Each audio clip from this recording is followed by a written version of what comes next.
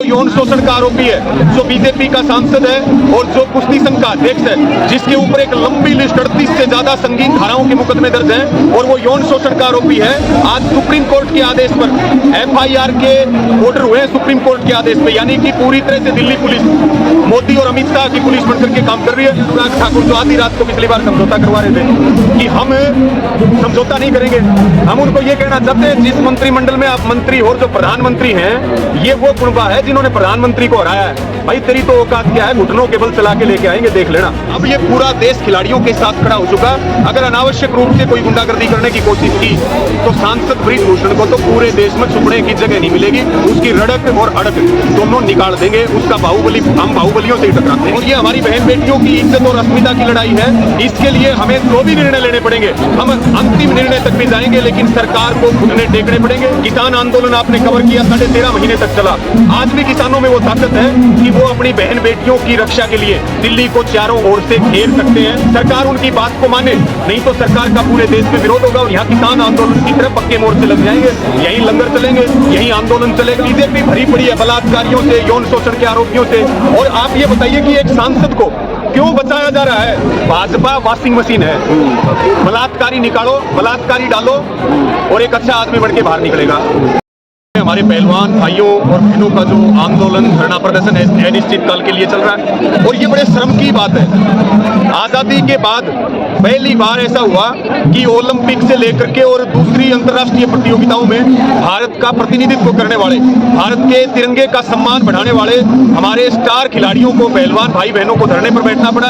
ये सरकार के लिए बेहद शर्मनाक है, ये देश के लिए भी शर्मनाक है, क्योंकि सरकार लगातार किसानों पे, जवानों पे, खिलाड़ियों पे, लगातार युवाओं के ऊपर हमले कर रही है। और सरकार कहीं न कहीं खिलाड़ियों का मनोबल तोड़ना चाहती है कि जो यौन शोषण का आरोपी है, जो बीजेपी का सांसद है और जो कुश्ती संघ का अध्यक्ष है, जिसके ऊपर एक लंबी लिस्ट 38 से ज्यादा संगीन धाराओं के मुकदमे दर्ज हैं और वो यौन शोषण का आरोपी है। आज सुप्रीम कोर्ट के आदेश पर एफआईआर के ऑर्डर हुए सुप्रीम कोर्ट के आदेश पे, यानी कि पूरी तरह से दिल्ली पुलिस मोदी और अमित शाह की पुलिस बनकर के काम कर रही है और पूरे देश में गुस्सा है, खास करके उत्तर भारत में बहुत गुस्सा है। और ये हमारी बहन बेटियों की इज्जत और अस्मिता की लड़ाई है। इसके लिए हमें जो भी निर्णय लेने पड़ेंगे, हम अंतिम निर्णय तक भी जाएंगे, लेकिन सरकार को घुटने टेकने पड़ेंगे। सांसद की गिरफ्तारी करनी पड़ेगी, कुश्ती संघ के पद से हटाना पड़ेगा और हमारी इन पहलवान बहनों को और हमारे भाइयों को न्याय मिलेगा। कुश्ती बचेगी। कुश्ती हमारे गांव का प्रतीक है, हमारी संस्कृति का प्रतीक है, हमारी भारतीयता की पहचान है और ये लड़ाई युवाओं के भविष्य और हमारी बहन बेटियों की अस्मिता की है। इसको हम लड़ेंगे। आज हम भी बहुत एक सब नौजवान साथियों के साथ, किसानों के साथ आए और आगे जिस भी प्रकार का निर्णय होगा हम मजबूती के साथ डटे रहेंगे। सरकार जो बेसिक मांग की कि एफआईआर कम से कम दर्ज हो, तो वो तब बोल दिया सुप्रीम कोर्ट ने। फिर एक बात देखिए, ये इस आंदोलन की एक नैतिक जीत है कि जब सारी सरकार चुप है और जब सारी सरकार सांसद ब्रिजभूषण को बचा रही है, उस समय सुप्रीम कोर्ट से एक आस थी और सुप्रीम कोर्ट ने एफआईआर के ऑर्डर दिए। लेकिन हमारा मुद्दा आज भी, हमारे इन पहलवान बहनों का जो मुद्दा है वो है सांसद की गिरफ्तारी, क्योंकि उसमें यह भी देखना पड़ेगा कि एफआईआर में कौन कौन सी धाराएं लगी है। एक खिलाड़ी उसमें 16 साल की है और पोक्सो एक्ट का मामला है, उसमें तो कानून ये कहता है गिरफ्तारी हो, पहले गिरफ्तारी हो, मुकदमा दर्ज हो, गिरफ्तारी हो, कुश्ती संघ का जो अध्यक्ष है उस पद से हटाया जाए, तब जाकर के ये लड़ाई पूरी होगी और केवल एफआईआर होने से बात नहीं बढ़ेगी। लेकिन प्रधानमंत्री नारी शक्ति की बात करते हैं, बेटी बचाओ बेटी पढ़ाओ। आज खिलाड़ी महिलाओं की यही स्थिति हो गई कि एफआईआर नहीं की जा रही, सुप्रीम कोर्ट का दरवाजा खटखटाना पड़ रहा है। देखिए, प्रधानमंत्री जी तो फोटो खिंचवाते हैं इन्हीं खिलाड़ियों के साथ। आज उनको खिलाड़ियों की आवाज नहीं सुनाई दे रही है और पूरी बीजेपी और पूरी आरएसएस इस बात में लगी हुई है कि ये खिलाड़ी तो एक जाति से आते हैं, ये खिलाड़ी एक प्रदेश से आते हैं। ये राजनीति का दिवालियापन है। जब ये मेडल लेकर के आते हैं तब कहते हैं ये भारतीय है, यानी कि इतना दोगलापन जो है। इसलिए हमारी सबकी जिम्मेदारी बढ़ती है। इन खिलाड़ियों ने तिरंगे का सम्मान बढ़ाया और हम इनका सम्मान बढ़ाएंगे तो ये देशभक्ति की एक पहचान है। और निश्चित रूप से किसान आंदोलन आपने कवर किया, 13.5 महीने तक चला। आज भी किसानों में वो ताकत है कि वो अपनी बहन बेटियों की रक्षा के लिए दिल्ली को चारों ओर से घेर सकते हैं। और ये जो सांसद ब्रिजभूषण है, ये बाहुबली है, गुंडा है, बदमाश है, 302 से लेकर 307 तक के पर्चे दर्ज हैं। हम ये कह रहे हैं कि सरकार इन खिलाड़ियों की बात को सुने, सरकार उनकी बात को माने, नहीं तो सरकार का पूरे देश में विरोध होगा और यहाँ किसान आंदोलन की तरफ पक्के मोर्चे लग जाएंगे। यही लंगर चलेंगे, यही आंदोलन चलेगा और यही टेंट तंबू लग जाएंगे तो सरकार के लिए भी बड़ा भारी होगा अपनी खाल को। आप संसद घेरने की तैयारी में है, आप संसद घेरने की तैयारी में। देखिए, देश में तानाशाही हो रही है, देश में अडानी अंबानी का राज चल रहा है। देश में आप ये देखिए कि आम मोदी सरकार कहती है बेटी बचाओ बेटी पढ़ाओ, ये तो वो खिलाड़ी हैं जिनको पूरी देश और पूरी दुनिया जानती है, ये सड़कों के ऊपर बैठी हैं, तो आम बहन बेटियों की सुरक्षा का क्या होगा? हरियाणा में शिक्षा, ये जो खेल मंत्री है सरदार संदीप सिंह, वो यौन शोषण के आरोपी हैं, जिनके खिलाफ वो बहन शिक्षा डाकर लड़ रही है, उसके ऊपर जानलेवा हमला 2 दिन पहले करवाया गया। इसी प्रकार से बीजेपी भरी पड़ी है बलात्कारियों से, यौन शोषण के आरोपियों से। और आप ये बताइए कि एक सांसद को क्यों बचाया जा रहा है? क्या ऐसी बड़ी बात है जिसके कारण पूरी सरकार, पूरा आरएसएस और पूरी बीजेपी एक सांसद को बचा रही है? अभी हम कह भी रहे थे, यहाँ बोल रहे थे कि भाई दाल में काला है या पूरी दाल काली है। जो सरकार का रोल है उससे केवल यही नजर आता है। खेल मंत्री का भी बयान आया, खेल मंत्री कह रहे हैं अनुराग ठाकुर, जो आधी रात को पिछली बार समझौता करवा रहे थे, कि हम समझौता नहीं करेंगे। हम उनको ये कहना चाहते हैं, जिस मंत्रिमंडल में आप मंत्री और जो प्रधानमंत्री हैं, ये वो कुनबा है जिन्होंने प्रधानमंत्री को हराया है। भाई तेरी तो औकात क्या है? घुटनों के बल चला के लेके आएंगे, देख लेना। जी, तो चेतावनी दे रहे हैं, किसकी चेतावनी दे रहे हैं? इलाज करते हैं, चेतावनी देना काम नहीं हमारा। हम तो इलाज करते हैं, और कोई इस बात को समझे तो समझे, ना समझे तो फिर समय अपने आप बताएगा। पीटी उषा जी ने कहा है कि इस तरीके से, जिस तरीके से प्रदर्शन पे उतरे खिलाड़ी, देश की बदनामी हो रही है पूरे विश्व स्तर पर। देखिए, हमारे पास आना चाहिए था। देखिए पीटी उषा जी बहुत बड़ा नाम है खेलों में, और उनका सम्मान भी सारा देश करता है। अब वो ओलंपिक संघ की अध्यक्ष बन चुकी हैं, भाजपा की सांसद बन चुकी हैं। अब वो पुराने दिन भूल गई जब उनके ऊपर जुल्म हो रहा था।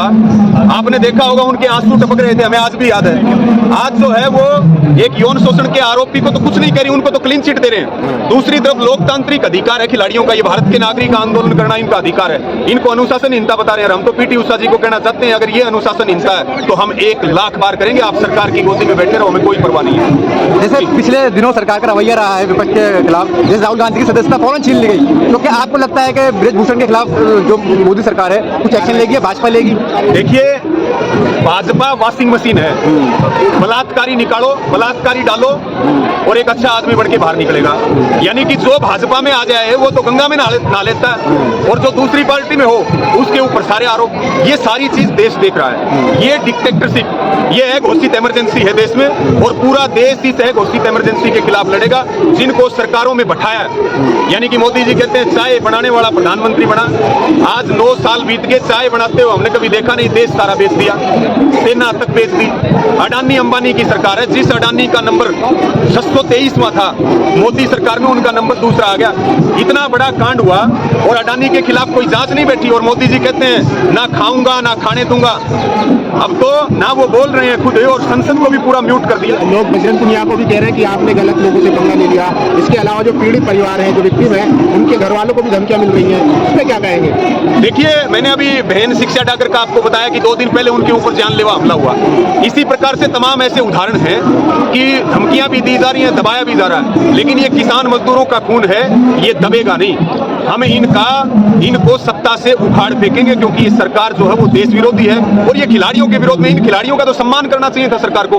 अगर ये कोई बात बता रहे हैं तो सरकार उसको गंभीरता से लेती, लेकिन सरकार तो इन्हीं के खिलाफ मुहिम चला रही है, और खिलाड़ियों ने भी तय कर लिया। देखिए, ये भी अपना कैरियर दांव पे लगा करके बैठे हैं, और लोगों की तरफ से भी स्पष्ट है कि अब की बार जब तक जीत ना हो जाए तब तक उठ के मत जाना। और खिलाड़ियों ने भी तय कर लिया है कि कुश्ती के दाव के साथ साथ अब आंदोलन के दाव सीखने पड़ेंगे। हम जैसे कहते हैं कि भाई एक पैर आंदोलन में किसान का रहे तो एक खेत में रहे, अब पहलवानों ने भी आपके सामने कहा कि भाई एक पैर कुश्ती में रहेगा तो एक पैर जो है वो आंदोलन में रहेगा। आंदोलन के बगैर ना खेल बचेंगे, ना खिलाड़ी बचेंगे, और ना किसान बचेंगे। क्या प्रधानमंत्री इतने मजबूर हैं सांसद के आगे कि उनके खिलाफ कार्रवाई नहीं कर पा रहे? देखिए, ये बड़ा इसकी ठीक प्रकार से जांच हो जाए। एक जांच कमेटी बनी थी 2.5 महीने पहले, तो उस जांच कमेटी, ब्रिजभूषण कह रहे थे, मैं कल सुन रहा था उनको, कि देखिए जांच कमेटी ने भी हमें क्लीन चिट दे दी। यानी कि जांच कमेटी की रिपोर्ट और किसी ने नहीं देखी, केवल ब्रिजभूषण ने देखी है। यानी कि ये सारा खेल एक है।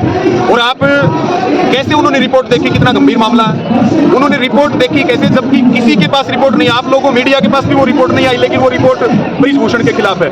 हम ये कहना चाहते हैं ब्रिजभूषण को, यहाँ तमाम तरह की धमकी दी जा रही है, दबाव दिया जा रहा है। अब ये पूरा देश खिलाड़ियों के साथ खड़ा हो चुका है। अगर अनावश्यक रूप से कोई गुंडागर्दी करने की कोशिश की तो सांसद ब्रिजभूषण को तो पूरे देश में छुपने की जगह नहीं मिलेगी। उसकी रड़क और अड़क दोनों निकाल देंगे। उसका बाहुबली, हम बाहुबलियों से ही टकराते हैं। बीजेपी की जो ताकत है, वोट आप बदल के दे रहे हो, बीजेपी को पे वोट है हरियाणा में 10 की 10 सीट उसकी है बीजेपी की है, उसके लिए क्या कहोगे? देखिए वो तो हर साल 2 करोड़ नौकरी देंगे, पुलवामा के शहीदों के नाम पे हवाई चप्पल वाला हवाई जहाज में बैठेगा और ना जाने कितने क्या वादे किए, वो चीज अब बहुत दूर की बात है। अब ये देश सच्चाई जान चुका है। भाई जो 10 दे सकता है ना, वो 10 की 10 छीन भी सकता है, ये बात भी ध्यान रखिए। अभी चुनाव आने वाले हैं।